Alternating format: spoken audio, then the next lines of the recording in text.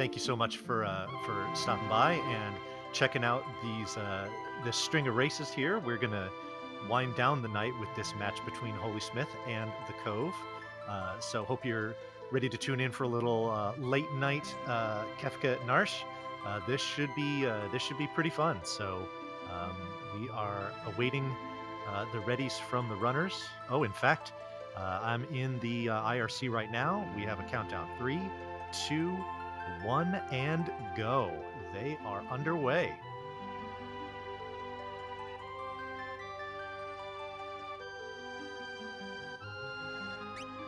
Alrighty. So if you're just tuning in, this is a tournament for what we call Kefka Narshe. As the name would suggest, they will be playing this game up until the battle with Kefka in Narshe when you return here after all the scenarios are over. At that point, the race will be over. Looking at this to be about an hour and a half, hopefully a little less if the runners do well. And so at this stage in the tournament, we have already got through the Swiss stage, which was what all the entrants participated in to qualify for what is now the first round of the playoffs. So there's 16 of them that made the playoffs. We'll get a little more details about the runners and how they got here and whatnot in a little bit.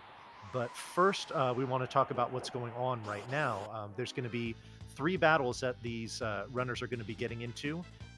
And the objective here is that they are going to kill all the enemies, and then right before the battle actually ends, the 2 soldiers, Wedge and Vix, are going to run away. This is done deliberately so that Question Marks, or actually Terra, is going to get all of the experience from these battles, and that's very crucial to set things up for pretty much the rest of the run as well. And so, yeah, you'll see them intermittently running here because in the background there is a run ATB bar per se that would be filling, which is what we're doing to try to get Vix and Wedge to run away.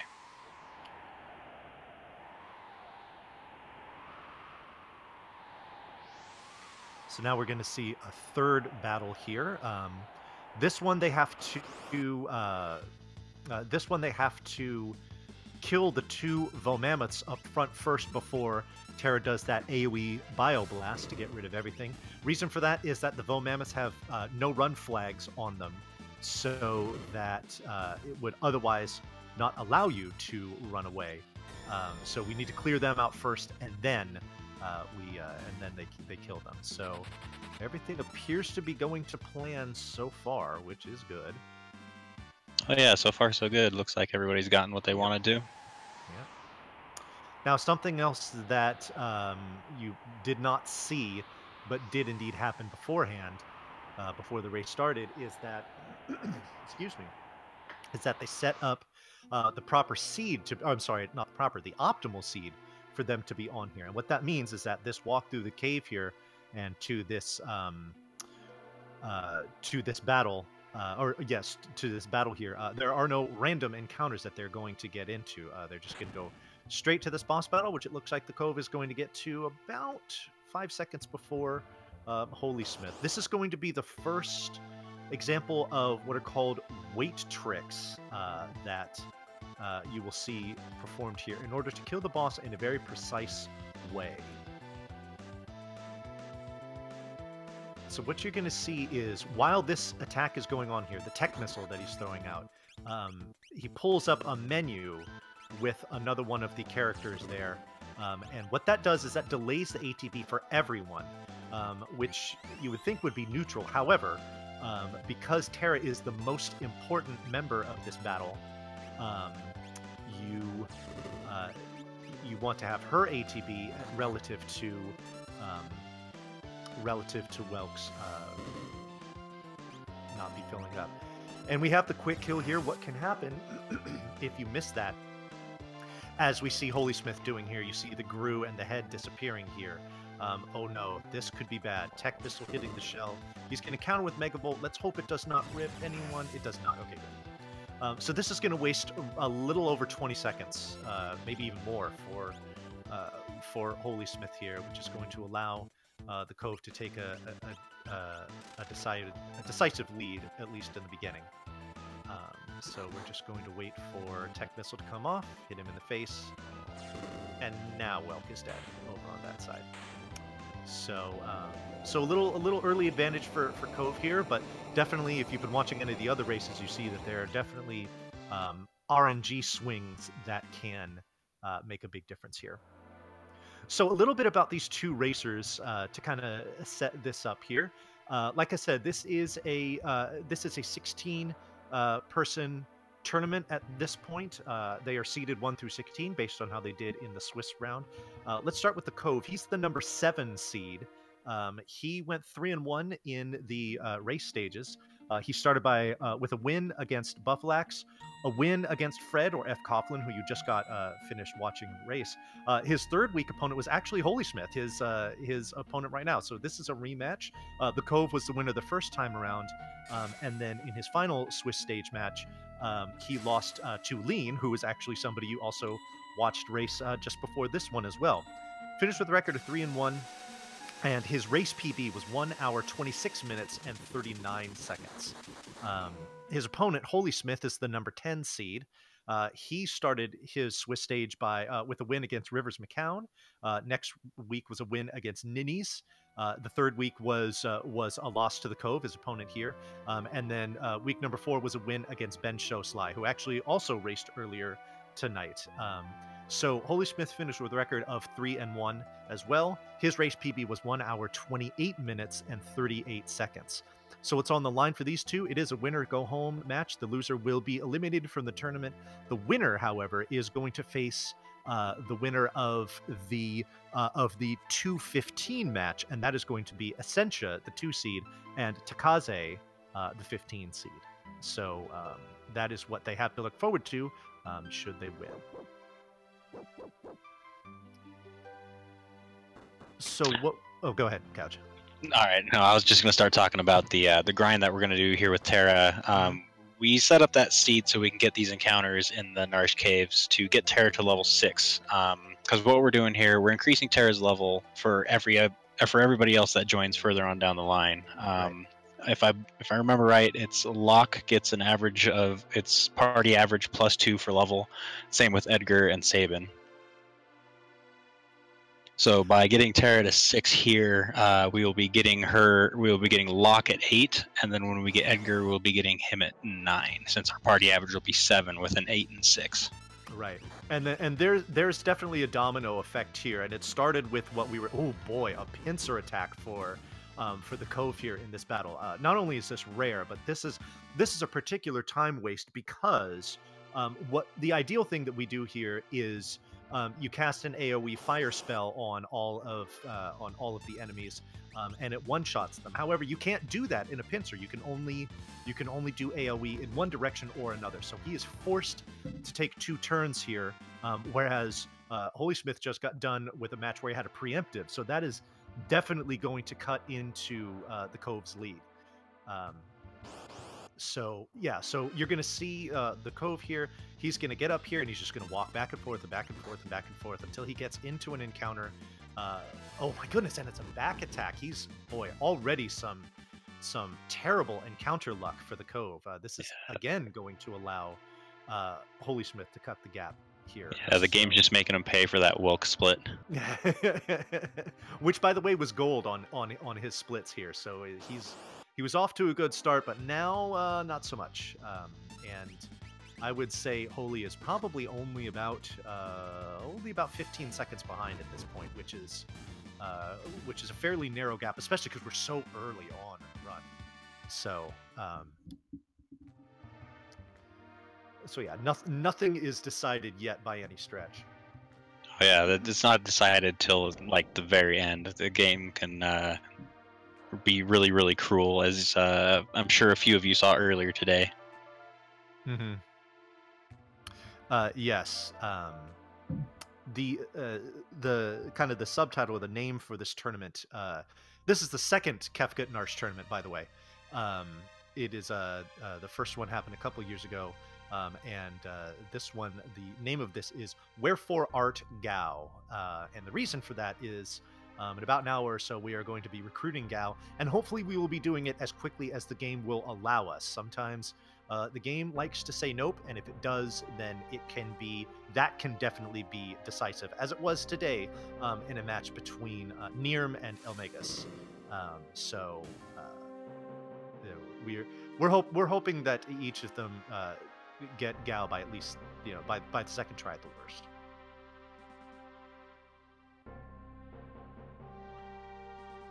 So right now we're just going through a cutscene. Oh, one thing we forgot to mention, and you're gonna see the Cove doing it first when he gets to lock in just a few seconds. But the majority of the characters that we recruit throughout the course of this run, when we name them, we are going to shorten their name to just one letter. And the reason why we do that is because if you notice when text boxes come up, it's scrolling text, and the less text that there is to scroll, the less time that it takes. So every time somebody speaks and it says their name at the beginning of it, or if somebody mentions their name, we want to have them say as few letters as possible. The one exception to this is Shadow. The amount of time that it would take to delete the 5 letters in his name is actually longer than I think 2 times that his name is mentioned in this run as far as the text coming up. So we leave his, but everyone else gets just a single initial for their name. Yeah, Shadow's a real big talker. Yeah, exactly. And nobody really talks to him either, so that definitely helps. All right, so what we got coming up on the Cove side, we're going to get the little, kind of like, I don't know, what's the word that I'm looking for, Bonnie? It's kind of like a mini scenario. It's a little kind of strategy battle kind of thing. Yeah, okay, tutorial. It's kind of like a little tutorial to tell you kind of like, hey, this is how the multi-party system works, since you'll be using it, well, it'll only be one time in this, or actually it'll be 2 times in this category, but it's just to get you used to how the game's going to work. Possibly later on, you're gonna split up into 3 different parties and interchange with Y. What we do here is we move lockdown 2 steps so we can get the party with Mog in there, since Mog is, I believe, 5 levels ahead of everybody else. So he's a really strong damage dealer. But we're gonna dodge these little behemoth things here. If they're moving, you can actually get into an encounter with them. It's once they come to an actual stop, and if you are standing next to them at all, you will be forced into an encounter. Yes, and the encounters serve to waste quite a bit of your time, so we avoid them at all costs. And the Cove did it very deftly. HolySmith is looking good so far, and we are about to have him engage in the battle. So a couple of objectives here. First of all, we want to kill these enemies as quickly as possible. However, because Mog is a character that you will get later on in the game if you play that far, we can actually remove his equipment, and you'll see right here the mithril pike that he's wearing. We're going to rip it off, and hopefully we'll also, and he does there too, the mithril shield goes as well. Those are going to get equipped on our party members later on in the run. So the Cove getting both the pike and the shield and getting through that battle successfully. HolySmith not too far behind. It looks like he's already taken off the pike, and he's done too. So they're good to go. I want to go back to a question that was asked here in chat. WrongTube says, how much cumulative time do 1-letter names actually save in the end? Over the course of this run, it is definitely several seconds. Through a full category run, it's over a minute. So it's just a minor thing to do that saves time, and it's the optimal strat. So it is the convention that everyone uses.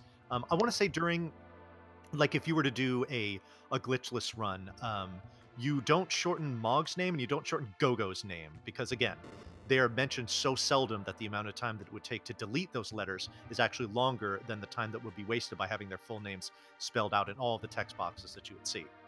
So back to the name deleting thing. Sometimes even if it's a full text box with only 1-letter name, you'll get another text box to show up with continued text messaging, which just completely throws off the time sometimes. Yeah, that's true.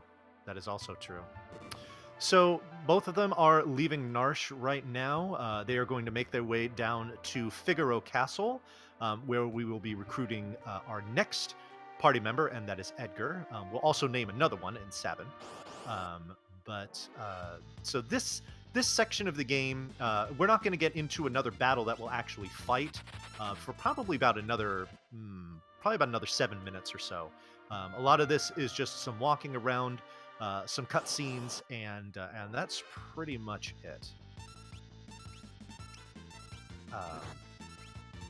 So nothing terribly eventful going on here. This is kind of a lull before things really start to ramp up, and we get to our first major section of the game, which is Mount Colts. One thing that's always fun to point out about this scene here with Edgar is he's being introduced to Tara for the first time. He looks her over, turns his back to her, says, "Oh, sorry. How rude of me," and then he flips her off. Definitely a good sprite decision there. Yeah. Not sure that I don't know how that made that through QC. Actually, it's funny. What his sprite is supposed to do there is it's supposed to be a sprite of him wagging his finger back and forth, but unfortunately, it's frozen on the one where the finger is straight up, and it does look like he is flipping her off. Yeah, in the SNES era, there's a lot of weird sprites here and there that you're like, what? Yeah. Indeed, and this is just one example of them. All right, so we're just walking through here now. If you walk frame perfectly through this castle, the Chancellor will be in your way every single time. And so usually what you'll see people do, you'll see them bonk into a wall here or there, or wait at a certain area for like not even half a second, for like maybe 10 frames, just to try and manipulate where NPCs are, so the Chancellor will not be in your way when you're walking down the hallway.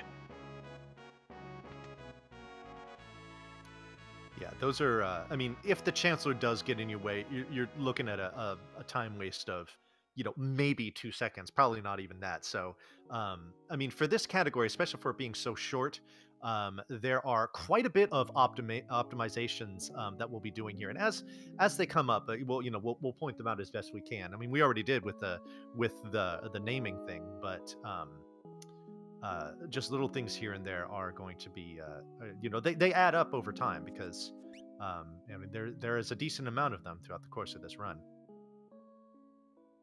So we've named Sabin now, and it is time to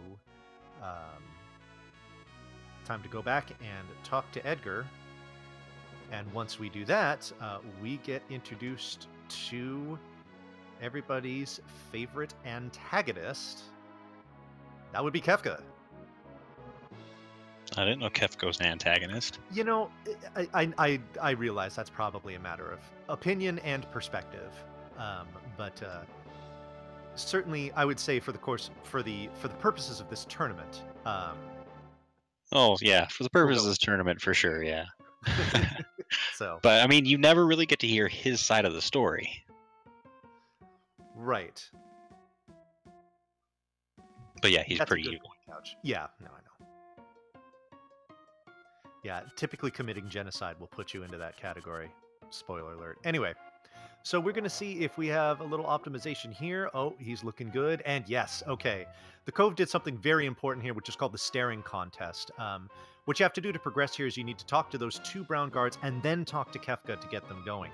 If you start talking to the next person quickly enough, the guards will not turn to face up again, and they will continue facing into you, which we affectionately refer to as the staring contest. That is not so much an optimization as it is just you having really good mashing speed. I didn't see if the Holy did it. Holy did not get it. He got them to face each other, but before he talked to Kefka, they face forward. Okay, so he got 2/3 of it. So that's good. I mean, again, I say quote unquote optimization. We're talking about maybe a handful of frames throughout the whole course of it. So. I think it saves 2 frames. 2 frames. Okay, so really, it's just, I mean, it's more of a meme than anything. Oh no, it's super important. Well, I mean, I guess I guess how much you want to stress those frames. I mean, those frames could be could come back to could come back into play later on. You never know. So, but as it stands right now, they're just 2 measly frames. Oh, absolutely. Alrighty. So, Terra is left to think in solitude again. I mean, when isn't she left in solitude? Yeah, boy. I mean, even through the course of this category, let alone the game, she does lots of head bowing. You might say Edgar's a little perturbed here, and it's because his stone castle has somehow caught fire, which would perturb anyone, whether or not it was your castle, because that's a little bizarre. But because he is the king of this castle, I could understand why he would have a vested interest in what's going on with these flames.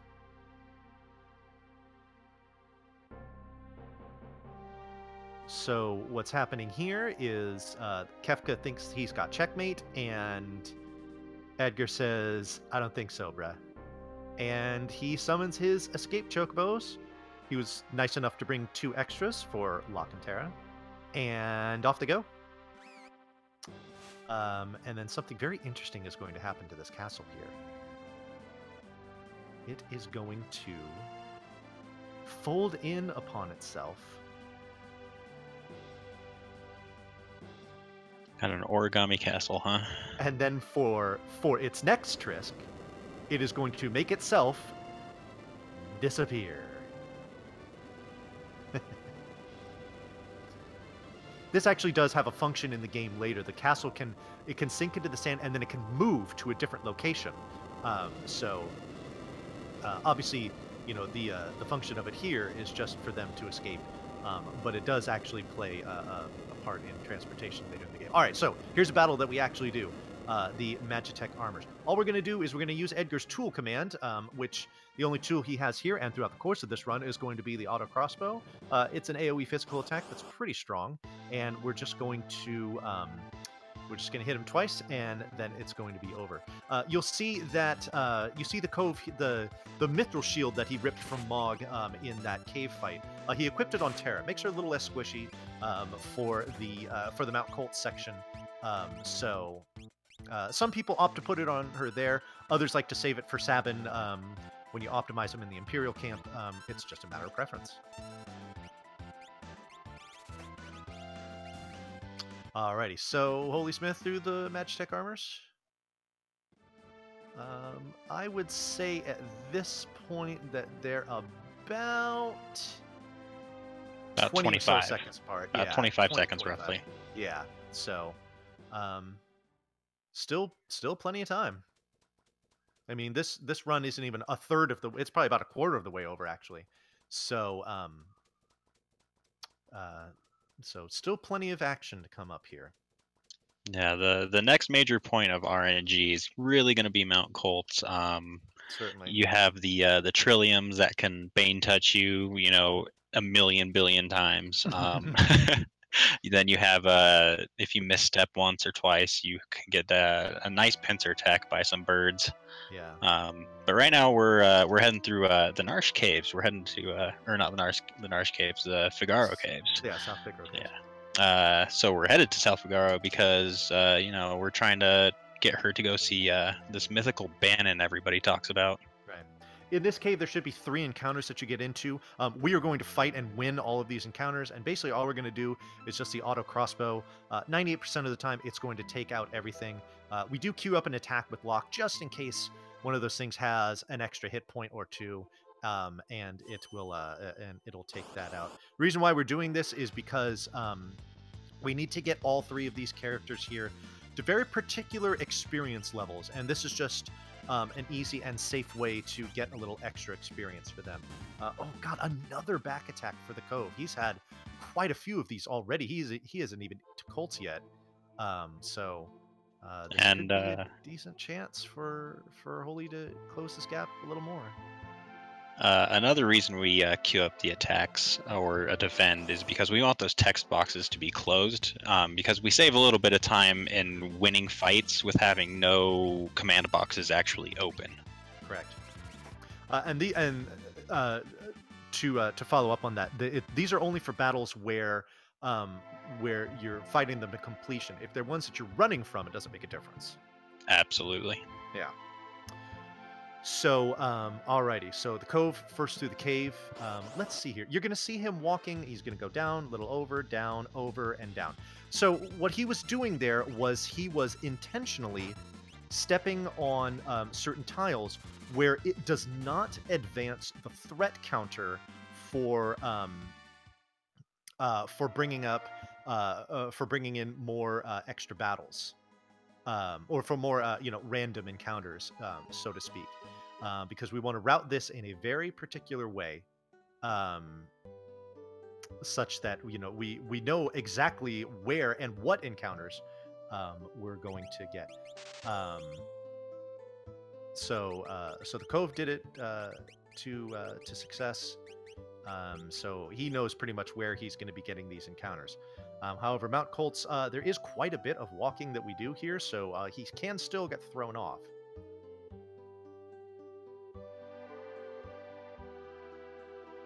Alrighty. This battle he's going to run from, but the battles, pretty much all of the battles outside are the ones that that he's going to be fighting here.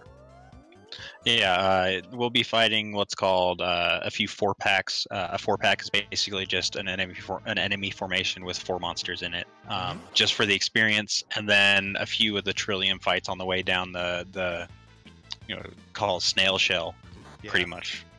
Back attack here for HolySmith, so this is kind of the karma starting to even out a little bit. The Cove, you see him, he's the first here to take a detour to pick up a relic called the Atlas Armlet. What this is going to do, it is going to raise, we're going to put it on Edgar, it's going to raise his vigor a little bit, and this is going to be crucial for the amount of damage output that the auto crossbow command does. It is going to make it so that a lot of these enemies that we're going to be fighting here is going to one-shot them, which is crucial. I wonder how many people didn't know about that casually. Sure. Oh, absolutely. All right. Because I had no idea. So this is an interesting battle that we're going to see the Cove doing here. We're going to cast fire on that Tusker, use the auto crossbow and everything else. Now you see he's running. This is not just for show. We want Locke to run away here, but only Locke. And it didn't work, unfortunately. The reason why you want to do that is because, oh no, he did not force that 4-pack before he went to the other side of the mountain and he got the Trilliums instead. This is probably going to put him behind in the experience routing, and he's probably going to need to get into at least 1 extra battle, if not 2. I think he should be close to fine if he fights the 2 encounters outside here. Okay.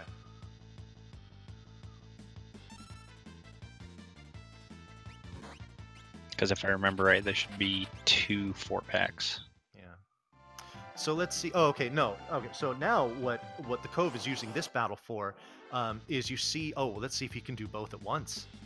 Oh, he did it. Excellent. Okay. So he accomplished 2 things there. One was to get Locke to run away. The reason why we want just him to run away from this battle is because he's a little bit ahead of the curve when it comes to experience of the other 2 members. So he does not need experiences badly. Unfortunately, HolySmith tried it. He didn't get it on his first try either. So that's going to be, he's going to have a little more mitigation to do here. The other thing that the Cove did during that battle was the Mithril Pike that we ripped from Mog earlier gets equipped on Edgar. Now there's an additional step here to this where we are going to take the Mithril Blade that Edgar was wearing and we're going to equip it on to Locke, and this is going to give him a little extra damage output for the boss at the end of this mountain. And you saw him just equip the Mithril Blade there. So the Cove is in good shape here. He's got the experience routing he needs. He's got the equips that he needs. And I'm guessing Holy is going to try to do some running here.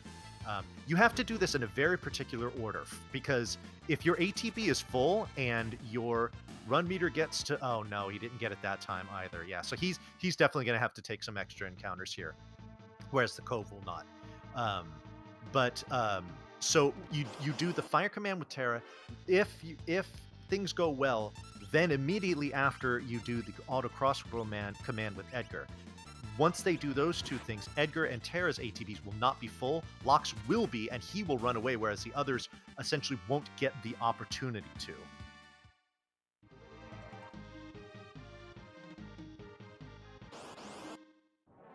Alright, so it looks like the Cove got his levels, so he's just going to run away from these last two encounters before Vargas. We'll get in one right on the tile before Vargas. Yeah.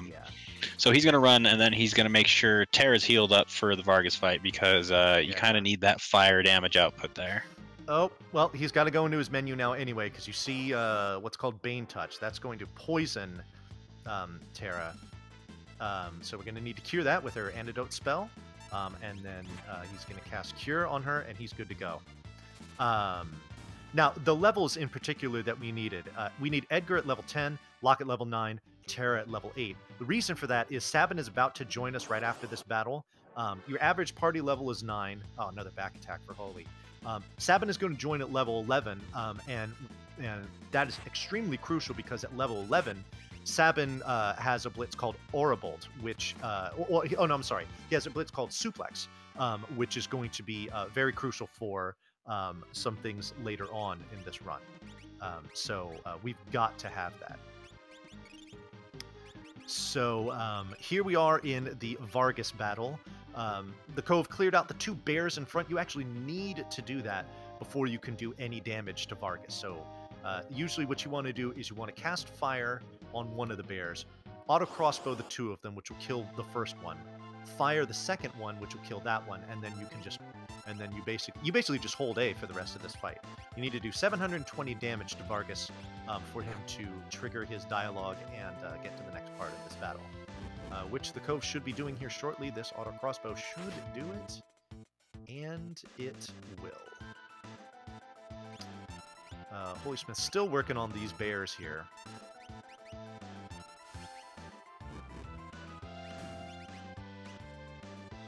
Alright, now we see over on the Cove side, we do see Sabin, who we named earlier. He has jumped in, and we're going to do a little, just a little story progression part of the battle here, where we need to use his special command, which is called Blitz, and we need to do a particular one, which is called Pummel. So you're going to see that happening here. Here comes Pummel. It is a series of very rapid fists, and Vargas is incredulous, and he's also vanishing. So, apparently getting punched makes you vanish. Yeah. So Vargas down at 32 minutes and 1 second for the Cove. He had a really good Colts, by the way. He did, yeah. He even though he missed getting Locke to run at the first opportunity, he got it at the second one and accomplished everything else that he needed to. Only had to take one menu, so that didn't really waste all that much time. So yeah, so I agree. His Colts was very well executed. We see Pummel coming up here on HolySmith's screen. He is going to have him disappear at 32 minutes and 40 seconds, so about a 40-second gap between these two. So that just kind of underscores what Couch was saying there about the grid Colts that the Cove had. It ended up saving him about 15-20 seconds over HolySmith. So so he has increased his advantage here. All right, so leave him out Colts so we won't get into any encounters, except for on the walk on the world map to the Returner's hideout, which should only be one if we walk properly. There's a few no threat tiles on the world map here due to how the map is laid out. So we're gonna walk specifically on those, maybe walk a little bit out of the way, and then we're gonna hit up the Returner's hideout to go talk to Bannon. And the Cove is so far ahead here in the encounter that he can actually skip a few of those no threat tiles and save a couple steps going on up there, and it looks like that's what he did. So here we are in the Returner's hideout. You're going to see that guy walking around over on the right side. He's now off the screen. If he gets up in your way as you're walking through there, you achieve what is very unfortunately known as Returner Soft Lock, which means that that NPC will walk in the way of that automatic walking that you're doing there. You have no control over that, and if he blocks the guy that's leading you, you just don't get to that trigger point, and essentially you can't do anything. So we avoided that here on the Cove side, and we are certainly hoping that that HolySmith is as lucky as well. It's pretty amazing that that can actually even happen. That's just sheer dumb luck to actually even get that to happen. And and I'm curious as to how many people playing this game, especially when it came out, or even now playing it casually. Okay, HolySmith avoided it as well, so he's good. How many people that happened to, and they just said, "What is going on? I understand not what is happening." Alrighty, so the Cove is already on to the next part of this scene here. You start out by talking to Locke, you talk to Edgar, you talk to Sabin, and then you need to talk to Bannon. But before we do, we're going to take a little bit of a detour to pick up some stuff. Specifically, we are going to get Phoenix Down, Air Lancet, True Knight, and Antidote. HolySmith put up his choco bars over on his screen. I was going to say, you saw that too, huh? He forgot which Final Fantasy he was speedrunning. Just real quick on that, there's a visual guide that you use for a particular function in the speedrun of Final Fantasy IV that we refer to affectionately as choco bars, because it has to do with where a chocobo leaves the screen and where you don't want it to leave the screen. So Holy brought that up there, and I'm guessing he didn't mean to do that. Yes, we have Final Fantasy IV hype in chat, and unfortunately we're using a Final Fantasy VI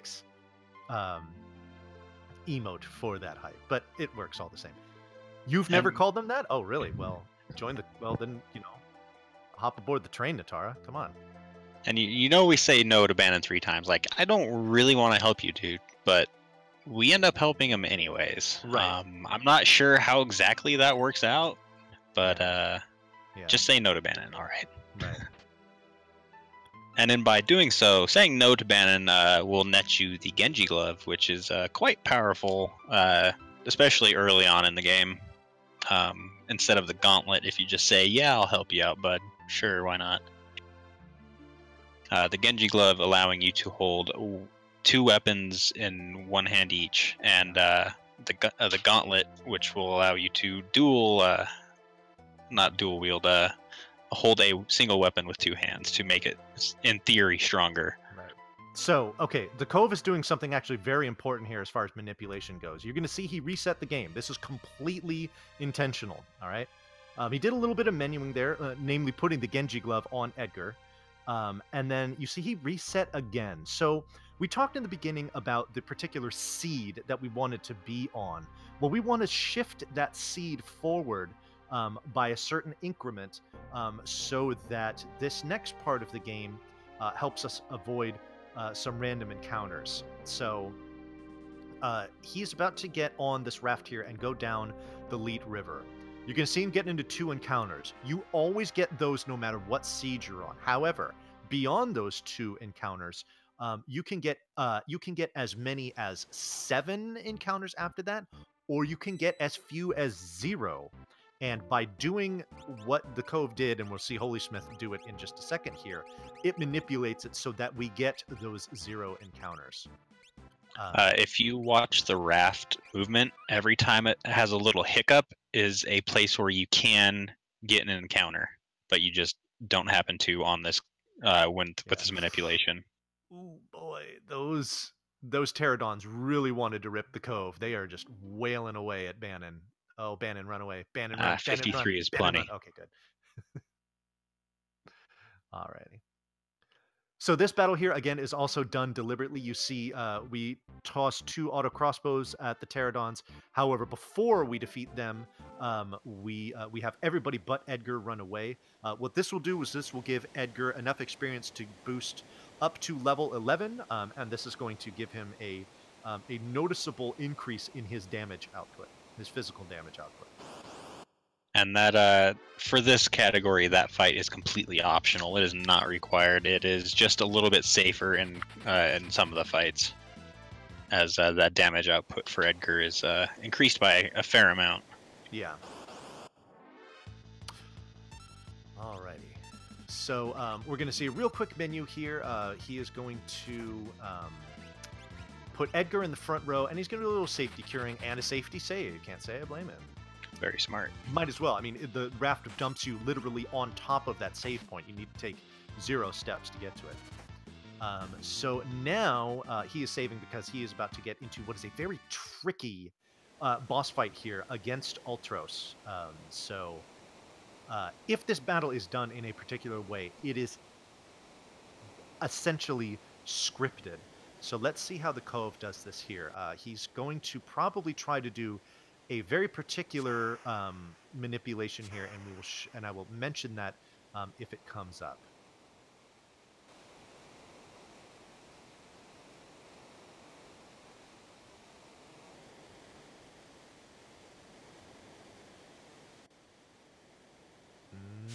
Okay, let's see how his timing is. So he's going to cast fire on here, and you're going to see how Ultros reacts to this. He is going to say Youch, and then he's going to say Seafood Soup, and then he's going to do an ink attack, which only is going to do about 20 or so damage. Now, what's happening here is by doing that the way that he did it, because that attack is scripted, it skips the attack that Ultros would have normally done had you not forced him to do that, which is an attack called Tentacle, which does over 100 damage and can be fatal. So we want to avoid that as much as possible, and the Cove has done it. He went through that Ultros fight beautifully, and let's see if we can have Holy manage to do the same here. Yeah, it was a really, really good fight from the Cove. Okay. Oh no, he didn't get it, unfortunately. So this is going to do a considerable amount of damage to Terra. She's going to tank it, atta girl.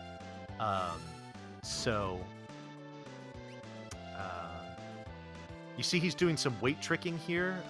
This typically isn't the place where you want to do that, but hopefully it works out for him. And what they were doing there with that, getting Ultros to do the counter, it's basically the same concept as what we do in the Welk fight too, to have him Mega Volt so he kind of counter cancels his turn.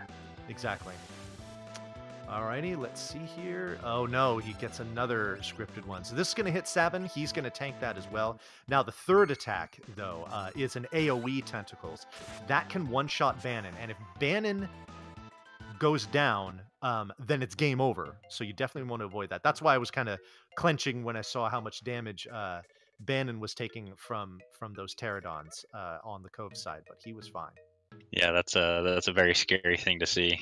It is. The gap right now is almost exactly a minute between the two of them, just gauging by their Ultros kills. So yeah, and that's not too bad. No, it's not. It's not.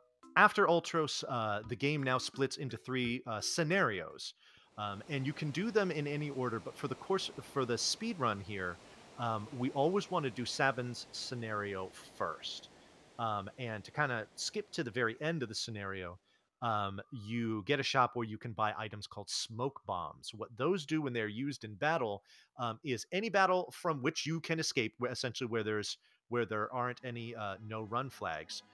It will allow you to escape pretty much instantly, which not only is safer but saves time. So we do that scenario first so that we can use those smoke bombs in the other 2 scenarios, because obviously you share an inventory. So first thing we do here in Sabin's scenario is we recruit the Ninja Shadow, and we bring him with us down here to this Imperial camp.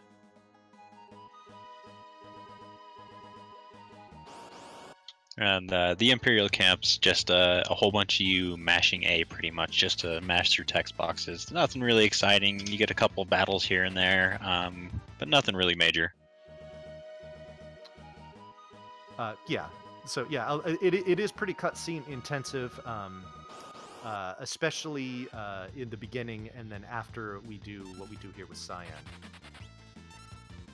which is going to be coming up in just a few seconds here for the Cove. We are going to get another playable character who tells us a moment, sir, and then he appears in all of his mustachioed glory.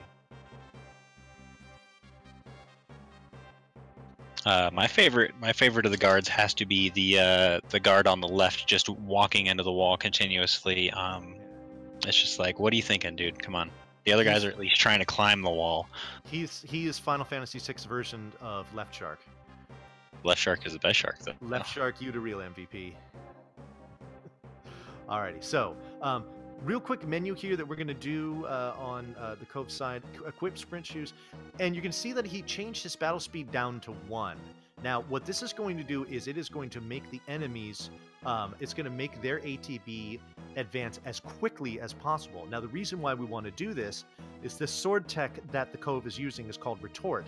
It is activated by getting hit by the enemy, so we want them to do that as quickly as possible because Retort is very strong and one-shots the enemy. So that's how you get through that battle as quickly as possible. He did get the black belt as a drop from that enemy, and that can actually come into play later. We actually don't use the black belt, but we do sell it for a considerable amount of money, which we will use to buy a multitude of smoke bombs. So pretty heavy on the cutscenes over here on the Cove side that he's getting to first.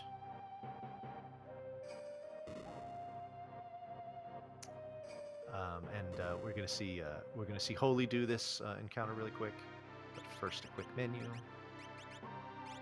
You know, we didn't even mention the sprint shoes. We saw him buy them, and you know, he equipped one on Terra. He just equipped one on Cyan here.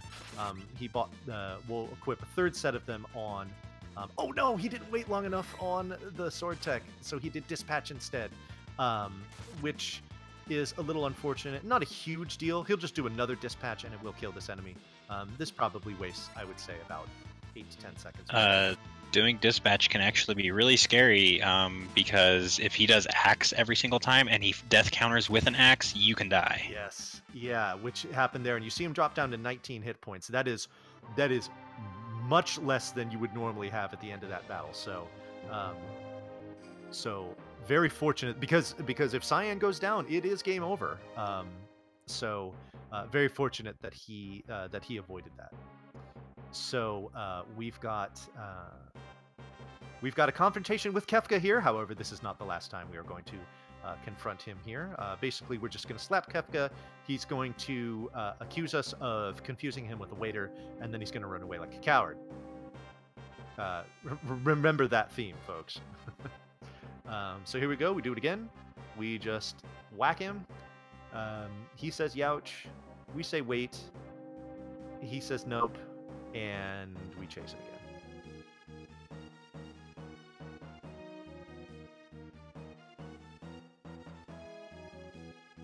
Alrighty, a quick menu here. We are going to unequip.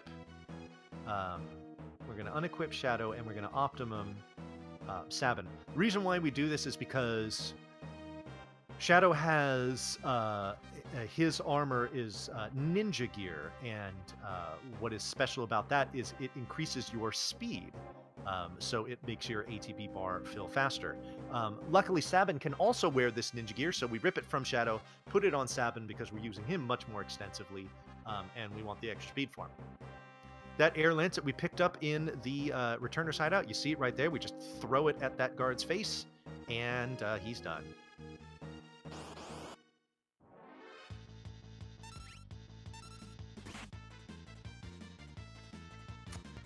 Alrighty, so here on the Cove side, we see Kefka pouring what we like to refer to as the purple drank into the river. And as my buddy Holy says, purple drank, it's so good you can only drink it once. And the reason why you can only drink it once is because it's actually not purple drank. It is poison, and you're going to see various members of Doma suddenly falling on their faces. And this guy falls all the way off the wall, which is unfortunate. These two guys fall over one after the other. He didn't feel a thing. He's good. Yeah, he was dead before he hit the ground. This guy actually falls into the purple drank. He tried to get some more, but unfortunately he was dead by the time he got there. However, Cyan didn't drink. Apparently he wasn't thirsty.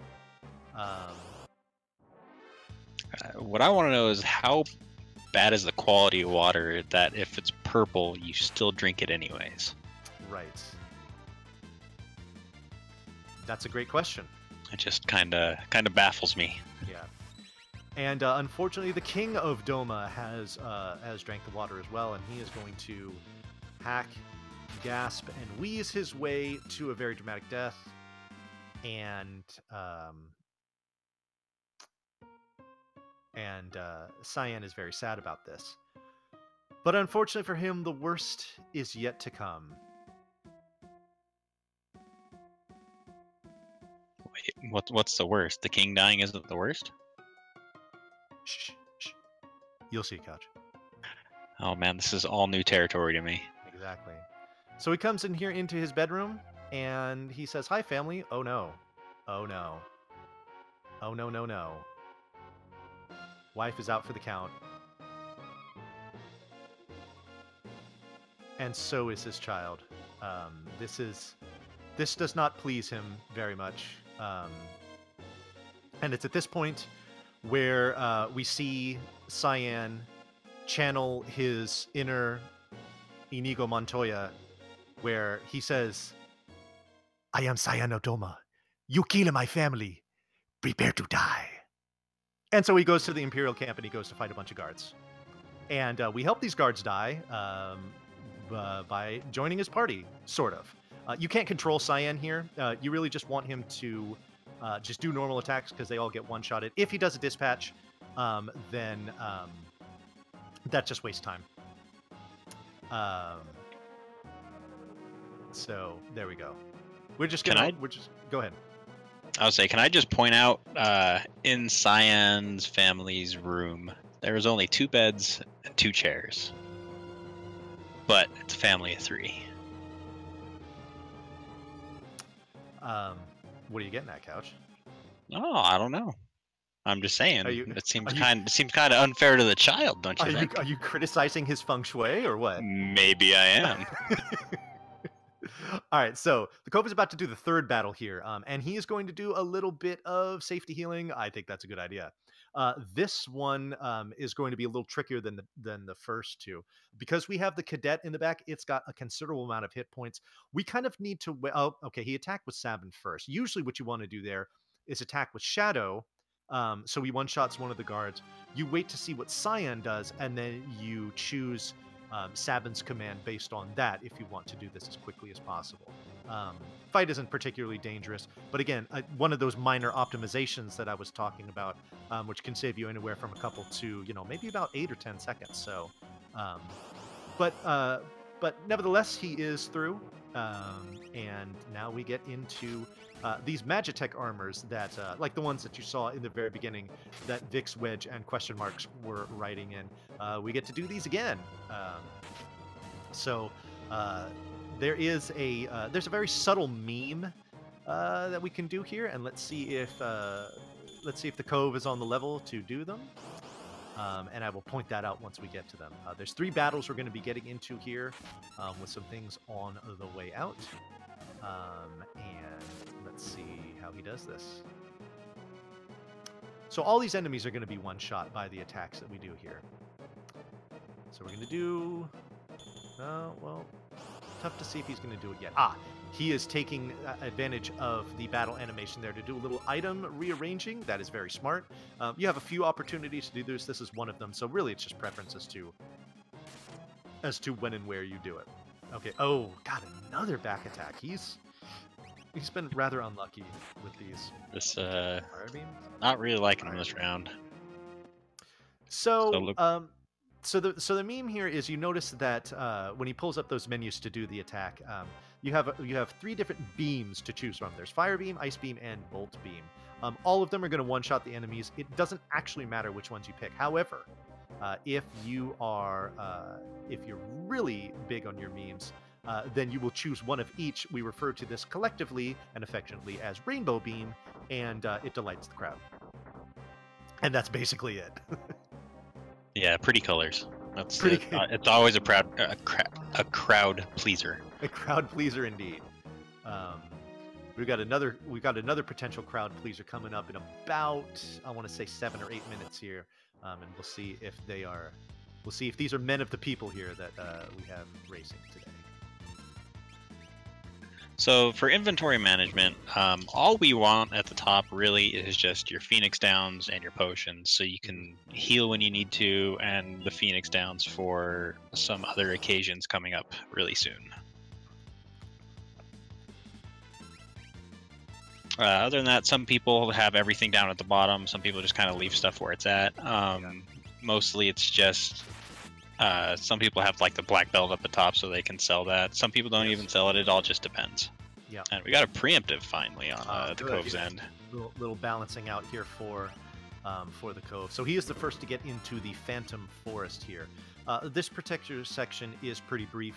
He should only get 2 more encounters before he gets to the next section. So you saw the Cove unequipped Cyan there right after we get the heal. He's just setting up for a skip later on in the game. Some people do it here, some people do it on the train, some people do it right before you jump off the waterfall. It's all personal preference. I'm not sure if it's any faster to do it there or somewhere else. I'm sure some of the FF6 gurus in here could say. That's the 5th back attack by my account on the Cove side. Yeah, he's having some bad luck. Gauging by how they exited when they exited the Imperial camp, the Cove's lead is currently 1 minute and 7 seconds. So pretty much the same as it was at the end of Ultros. So HolySmith hanging in there. But we've got some serious equalizers in this run coming up. So again, a minute plus lead in a run that's only an hour and a half seems significant, and I mean it shouldn't be ignored, but it also should not at all be considered safe. The Phantom train can really jerk with things, not only on the train itself, but then it can have a domino effect for things going forward. And this has to do a lot with the step routes that we've been talking about. What's really important with this is that you want to get, you don't want to get certain types of encounter packs, because these can come back to haunt you on the Veldt, and they can also waste some time. You saw the Cove just kind of did. God, number 6 here, another back attack for him. My goodness.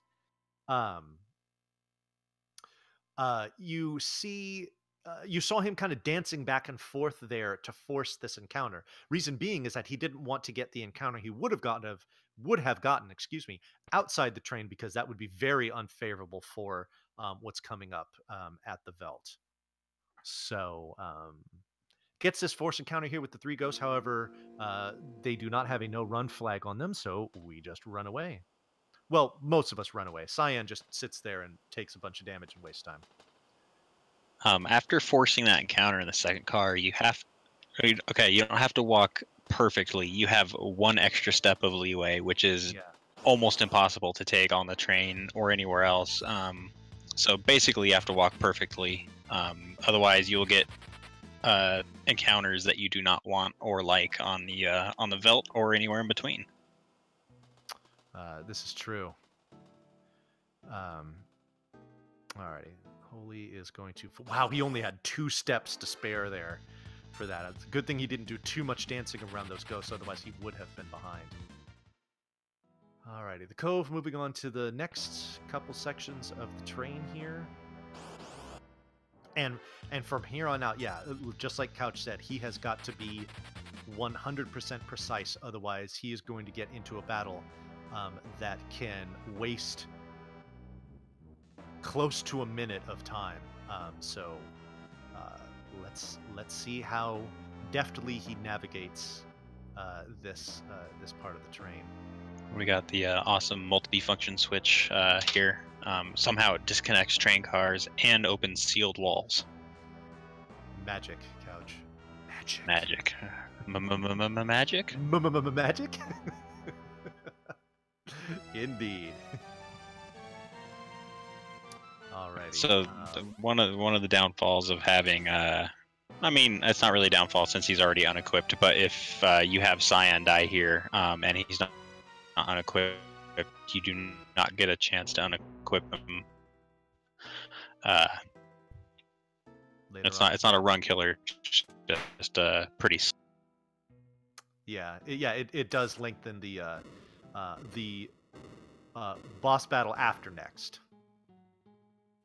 So you saw the Cove pick up the earrings there, which are actually going to go on Sabin here in a little bit, because they increase his magic power, and Aura Bolt is actually magic based, so we'll be boosting that damage output there. I do want to mention that so far so good for the Cove as far as his step route through the train. And these preemptives are very nice as well. Indeed. And Holy getting ghost trolled on his end. Indeed, yeah, but and you saw that the ghost get in his way, and oh whoops, he hit the wrong switch. I don't think that's a problem. Doesn't appear that it is. Okay, good. Do you know if Holy unequipped Cyan before? Because Cyan appears to be dead. Cyan does appear to be dead. Oh, that might have been a little extra steppage from that. Does not that step doesn't count. No, it did, because normally you get that encounter at the bottom of the ladder. He got it 2 steps before the bottom, so he is off route in a way which is not fun. All right, okay. Oh, interesting. So the Phantom Train fight started and is already over on the Cove side. All you do, because it is a ghost enemy, is you hit it with a Phoenix Down and it gets one-shotted. Now, unfortunately, with the Evil Toot attack that was put out by the train, it inflicted the Berserk status on Sabin. So there was no train suplex there, but he had already queued up the Phoenix Down command with him, so he wasn't going to do it anyway. Shadow's going to come up first. Oh, we're doing it. We're doing it. This could possibly kill. No, we're not doing it. No, incorrect. Dang. We're not doing it. Okay. Oh, I can see Holy's camera. See him. He's rather disappointed with himself for missing that blitz. All right, so looking back, it looks like Holy had actually misstepped before that, because I know walking into the car itself, since I've done it many times, walking into the car does not actually count as a step, because it's a screen transfer. Yeah. Now, comparing their screen fades from the end of that battle, HolySmith has closed the gap to about 45 seconds or so. However, we already know that gap is going to get wider in short order. So don't say anything yet. Well, we know. Okay, so what's going to happen here is after they're done with the train, you're going to see them take a short walk into a cave. The Cove is going to go through that walk without getting into a random encounter. HolySmith will, with a group of enemies called Grasshoppers. These are there's 3 of them, and they can also inflict with their wing snap attack a berserk status on your party members. That can also delay in running away as well. On top of that, HolySmith is going to see that Grasshopper encounter pack on the Velt after he goes into Nikea, whereas the Cove will not. As well as 3 ghosts instead of 1. 3 ghosts instead of 1. Again, the compound effect of not keeping step route on that train. Exactly. The major thing with that is it's a 3-pack encounter, which takes a lot longer. Unless you get a preemptive, which you will run away from pretty much right away. It's just longer to try and run away from, especially if all 3 of them get an attack off, which slows things down even more. Yeah. Bridget, how did we jinx anyone? We were talking about stuff after it happened. We jinx stuff anyways, and it's just easy to blame it on the commentators. No. Yeah, okay, whatever. No, I think we've been good. We've been good. Oh no, we've been fairly good. Okay, good. Okay. I just like to say it's easy to blame stuff on the commentators. It sure is. All right, so the Cove got a preemptive, which is really good for this fight. What we're going to do, we're going to kill Cyan off here, which is why we unequipped him in the first place, because we can do more damage to him. And then we're going to revive Cyan, which will and activate his sword tech, Retort, which will put him into a Psycho mode, and he will continuously use that command against the same enemy over and over until it dies. But what we're going to do here, since he'll counter everything, is we'll do a physical attack suplex on the Piranha, which will miss, and then Cyan will retort on that with a magic attack, and it will skip Rhizopaz from even showing up.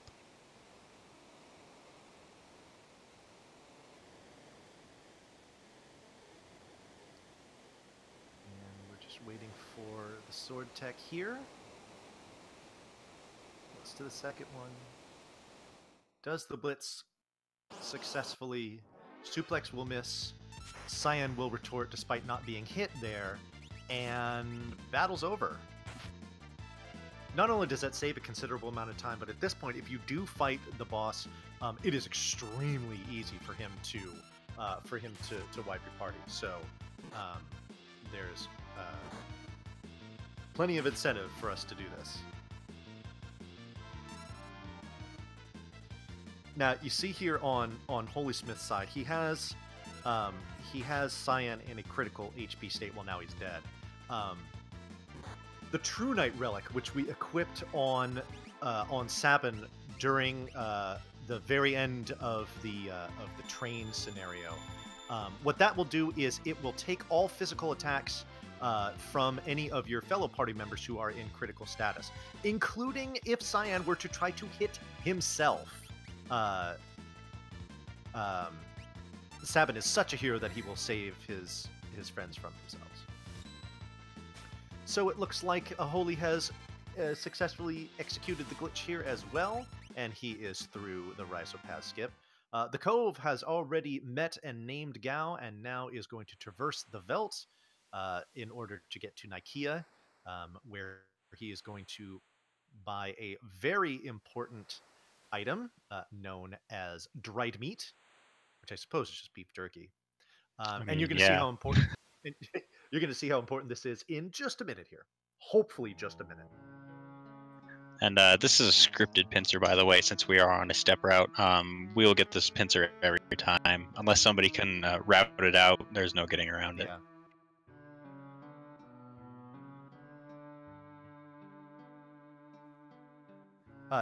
Yes, Madrion, I agree. There has been no foul play among the commentary crew, so everything's good. All right, so Cove's just heading into Mobila's. He's going to buy some one thing of dried meat, maybe sell the black belt. But what we're going to see is him leave, and his very first encounter will be a single ghost, and we're going to hope for Gao to show up here. Right. So what happens is when you win a battle on the Veldt, if you do not currently have Gao in your party, there is a 5 out of 8 chance, or essentially a 62.5% chance, that Gao will show up at the end of the battle. Let's see if the Cove is lucky. Come on, Gao. No. Okay. So, here's the deal. He's going to get into another encounter. It's going to be a single bomb. Oh, he's saving. Interesting. He's going to get into another encounter here. It will be a single bomb. He is going to destroy this, and let's hope that Gao shows up here. Because if he doesn't... Oh, there he is. Okay. All right, we're good. So, here's why this is important. The Cove is currently walking to the next place that he needs to be. On this step route, you get into 2 encounters on the way there. If Gao does not show up by the second encounter, you need to now burn extra steps in order to get additional encounters so that you have an opportunity for him to show up. Unfortunately, see now, okay, the Grasshoppers have now showed up as the first encounter for HolySmith on his side. These are particularly dangerous, A, because they take a lot of time, B, because they do this wing snap attack. Now, you don't want both of your characters to be berserk, because if they are, and Gao shows up, you are not going to be able to throw dried meat at him. So, this is why it is so important to try to avoid this. That is not going to one-shot there, but he has to wait. He has to allow Cyan to kill this Grasshopper in order to have an opportunity for Sabin to... Oh, good. Okay. It did pay off. All right. Use that dried meat. Feed that kid. Don't let Cyan hit him. If you hit Gao, he will run away, and you got to try again. So luckily, it's good there. Anyway, to finish that thought, the encounters that you get beyond the seconds are very time consuming. First of all, to actually get the encounters, and second of all, to actually fight your way through them. So having Gao play with your emotions here can be an enormous waste of time. And like we referenced earlier, it was the difference in a race earlier today, where one racer had the lead all the way through up to the Veld. He had to get into 4 encounters before Gao showed up. His opponent took the lead because he got Gao on his first try, and it was a lead that his opponent never relinquished. So Gao can literally be the turning point in these races. But with both of them getting it by the second encounter, that will not be the case in this race here. So we've had a good opportunity to do a whole bunch of talking here because this is a pretty long cutscene between Gao, Cyan, and Sabin talking, as well as that Imp Kappa giving us a tutorial that we really have no way of skipping. So now another safety save from the Cove. I like it. We are about to go into the Shiny Cave and eventually into the Serpent Trench. Which is actually the next biggest choke point of the whole run. Yes. A lot of time can be lost here, especially if this first encounter is a back attack and a single Anguiform. Since an Anguiform by itself can cast, it's not El. Is it El Nino? Which one is it? No, Aqua Rake. Aqua Rake, that's it. They're all water attacks. where a bunch of bubbles come up on the screen, Yeah, and there's exactly. a lot of sadness and tears. And if he does that, it has a very good chance to completely annihilate everybody in your party. Yes. And as a matter of fact, it actually happened to me in my last race of the tournament. Yep.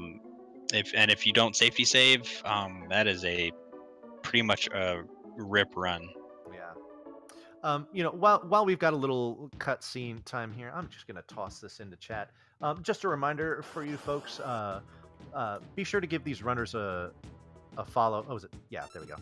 Be sure to give these runners a follow. These guys have done very well in this tournament and are both very cool dudes, so you want to follow them. Speaking of cool dudes, the commentators as well, myself and Couch, we would love to have follows from you as well. I'm sorry, I think it's commentary, isn't it? Oh, no, there we go. Commentary. Thank you, Natar. Appreciate that. So if you like what you're seeing and you like what you're hearing, give us some follows. We all appreciate them. I can speak on behalf of everyone else here when I say that. Comfortably. All right, so the Cove is now into the Serpent Trench. The way that we navigate this, we're going to get into 4 encounters. Oh, no. Oops. Okay, that was a commentator curse, Couch. I don't think we're going to wriggle out of that. Oh, here comes the Aqua Rake. He does have full hit points. We are good. Okay. Oh, man. Ooh, baby. All righty. Well, so he's not out of the woods yet. He's going to get into another encounter here. We really hope this isn't dangerous, because this could be a rip here, and this could definitely be a swing. What are we looking at here? Okay, regular encounter. Boy, I hope he runs away soon. Yeah, this should be fine since everybody's at a decent. Yeah. Especially with that block. Stabbing with the block like a boss. Actually, if the Cove should have let Cyan die there because he runs away extremely slowly. There's a little break in the action here. The Cove is going to do some safety. He's only got 1 potion. Oh, he's got some tonics. Never mind. He'll be good. He'll be good. Notice how he doesn't heal Cyan, just like I was saying before. You want to let him die if you can, because he can definitely slow things down. And you don't need to worry about him running if he is dead. 2 more encounters here for the Cove. Holy is about to get into his first one. A preemptive to make up for that nasty Aqua Rake, that he took. The Holy not having to deal with the Aqua Rake because he did not get the Anguiform enemy there. And no beginner's luck for Holy over here. No Holy Trench, as we like to call it among friends. HolySmith is notorious as going through this trench one time, and all 4 of his encounters were preemptives. That is not the case here. He is in what can be actually a fairly dangerous pincer here. It's at the very least going to waste some time. So what he's got to do is he's got to clear out one side of this of this field of enemies here, so that he has a clear path to run away. Okay, now there we go. He has it, and let's see if he. Oh, now he has it. There we go. And oh, he's just gonna fight his way through this. I actually think that's pretty smart. Just get out and move on. So what happened over on the Cove side, we kind of glossed over that, is he went to 2 different shops and bought 2 things. One was he bought another mithril pike. We're going to toss this onto Edgar when we see him again, so he can dual wield those pikes. And the other thing we bought was that big stack of smoke bombs, which we referenced at the beginning of this scenario. And those are going to be used for it later on. Sabin scenario is now over. We are going to do the shortest of the 3 scenarios here, which is going to be locks. What is going to be happening very briefly here is a guard clip, which is going to skip a very significant portion of this scenario. First, a little bit of menuing. Got to put those sprint shoes on. That is crucial. And what you're going to see here is he's going to come out. He's going to menu. He's going to get out of the menu, and he's going to walk right through that guard. Normally what you do in that scenario is you go through South Figaro, you meet and recruit Celeste, and you bring her with you. Now, the fact that you don't have her is going to produce some rather funny effects on the rest of this scenario, which we'll get to when we get to it.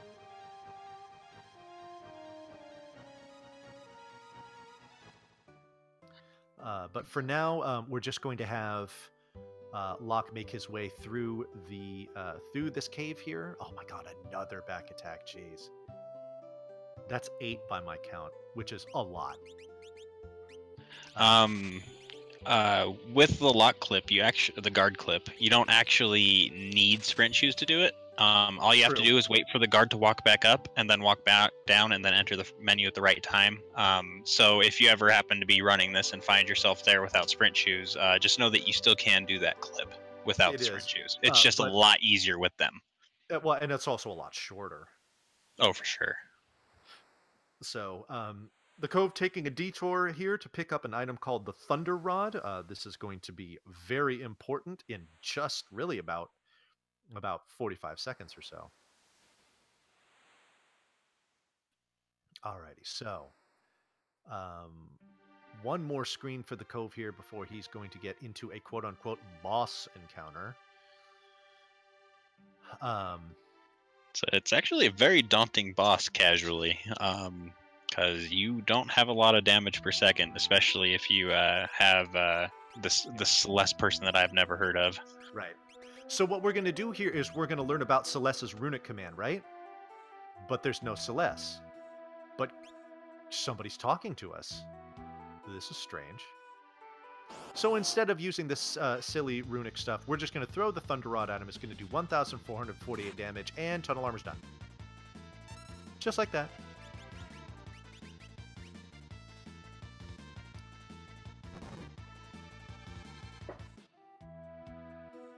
So just one-shots the boss and gets through there. What you're supposed to do in a casual run is you're supposed to use Runic, which is Celeste's special command. What it does is it absorbs magical spells cast by the enemy, and it actually makes that fight fairly safe as long as you spam it. It takes a while, excuse me, but it's safe.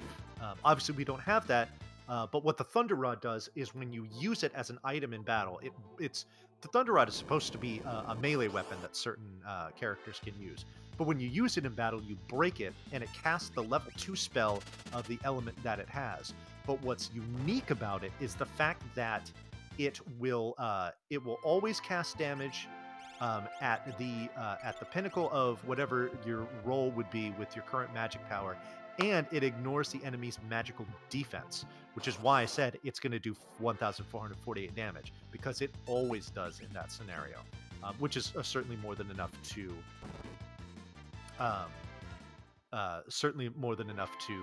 kill Tunnel Armor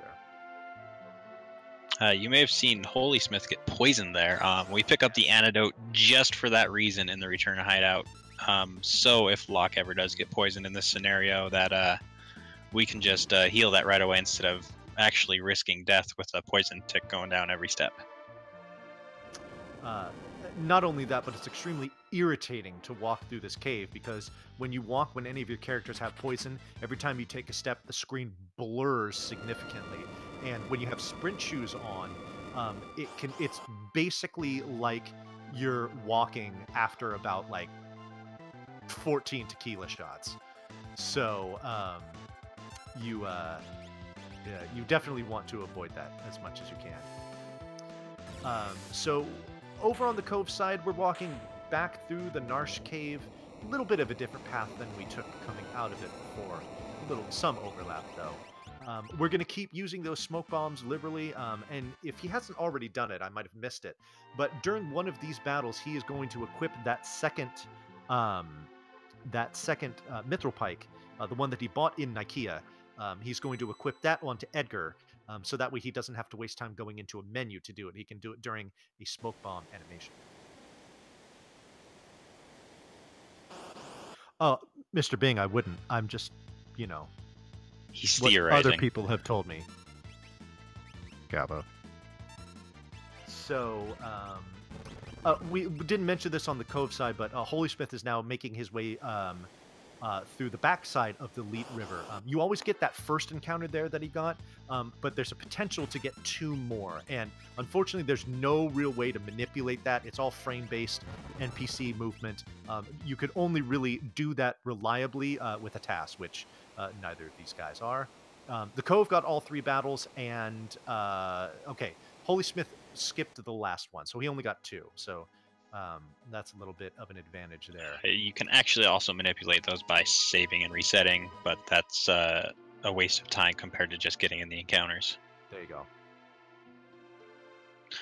But what you see on the Cove side is some preemptive attacks, and if you try to run just regularly, only 1 or 2 characters will run away if it's a certain enemy formation and a certain party formation. So what you would do in this situation here is if you got a preemptive there, he would switch to Bannon and use Bannon's second command health, and that would actually, I don't know exactly how it works, but I just know that it allows for all 3 to run away instantly, which is we call it the quick preemptives, instead of just having how you saw there with that side attack, 2 run away and Edgar just kind of chill there for a second and then finally run away. Right. Alright, so the Cove is safely into Arvis's house here in Narshe, and the only thing that the Cove has left in front of him basically is Kefka.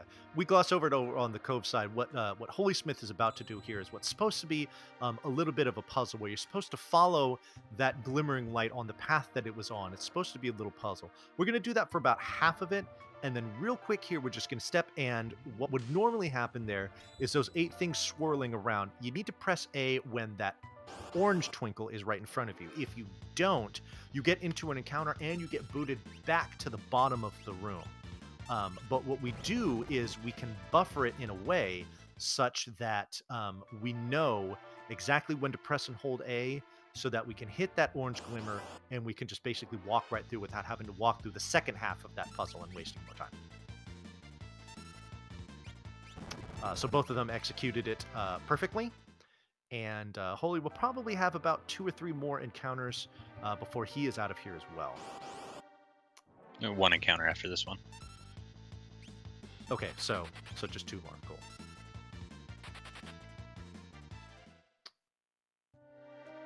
Okay.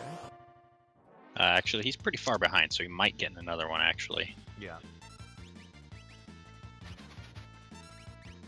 Oh, and back to those Oakley cool guy shades. That's about all they're useful for in this game, since having blindness does not actually work. Since this is a very well-programmed game. And by well programmed, we mean, why is Cyan getting angry at a Moogle for being an Imperial soldier? That should be Celeste. However, it is Kutan. Kutan is actually one of the Moogles that you could have used during the scenario in the Narshe cave, where the one where we used Mog's party instead. Kutan is in the Moogle party that we don't use. So it's he is he is forgotten, if not for us doing this, skipping Celeste and seeing him here. Him or her, I don't know. Maybe it's an androgynous Moogle. Anyway, the Cove is getting pretty close to the part of this scenario where we will go to confront Kefka, which will denote the end of this run, provided that he's able to defeat him. So, just to kind of set up what's going on here, you are going to be given the option to form 3 separate parties with the 7 characters that you see available there. We are going to overload the middle party with specifically Edgar, Cyan, Gao, and Sabin. We're just going to put put one person in the left and right parties just as filler, so we can progress through there. Okay, you're going to see the Cove do a safety save here with this lead. I think that's a fantastic idea. And then we're going to talk to Bannon. We're going to say we're prepared. We're going to see this Moogle run on the screen. We're going to tell him Napes so that we can go. So we're going to see. He's just going to dump Terra there. There goes Edgar, Cyan, Sabin, Gao. Toss that Moogle over on the right, and let's go. Fun fact, if you accidentally bring 3 people, you can still beat Kefka. Yes. As I have accidentally done that one time. I want to apologize to chat if anybody was triggered by my gender assumption that I made on that fictional video game character. I did not mean to. I did not mean to offend. Anyway, go ahead, Couch. Okay. So what we're doing here is we're doing the same thing that we did at the very beginning in the tutorial type battle that we had. We're going to dodge these guards here. We're going to wait until they are moving or out of the way to actually walk around them. And we are going to hopefully avoid the Rider. Yes. Which the Cove actually encountered in his practice run right before this. So there's a chance for Holy to catch up here. Yeah, the Rider is this guy here that's running frantically back and forth. We want to get past him, and he does. All right, here comes the Kefka battle. This can be dangerous, and let's see how he navigates it. What we want to do is we want to try and get Sabin's Blitz off as quickly as possible, and while it is going on, we want to wait trick it. Sabin is going to do the most damage of anyone here in this party, so we want to set this up so that he so that we get as many turns with him as possible before Kefka does. More wait tricking. It's good. Since Sabin actually just got poisoned as well, if he does not have the Mithril shield that we have on that he had put on Terra, and we get full party dice too, he will die always. If he has a Mithril shield on, he can survive. Yes. Which is just kind of a little thing. Yep. Alrighty, don't think he won. That means that he has indeed won. He is done with an official SRL time of 1 hour, 27 minutes, and 14 seconds. So, GG to the Cove. He is victorious in this match, which means he will go on to face the winner of the Essentia Takaze match, which will be coming up in the next couple of days. Which that should be a really good race as well. That should be fantastic, yes. Holy doing a little bit of menuing here. This is also optional. He is making his way down. And we'll see how well he does here with his Kefka battle. For this Kefka fight, you saw the Cove wait trick pretty much every attack. That can actually kind of hurt you in the long run. You really only want to wait trick the really high damage output attacks, such as Sabin's Orbital or Edgar's physical attacks. Those are about the only ones that you actually want to wait trick. Right.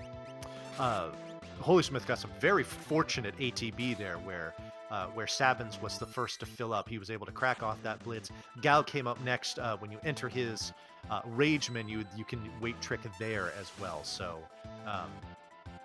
he should have a very nice Kefka fight here, provided that everything else goes to plan. And then the crits are helping a lot, along with the scissor attacks that from Gao. If Gao just does a regular attack, it's about 150 or so damage wise, but if he does scissors, it's basically like a crit. Yeah. It'll do almost 2 times as much.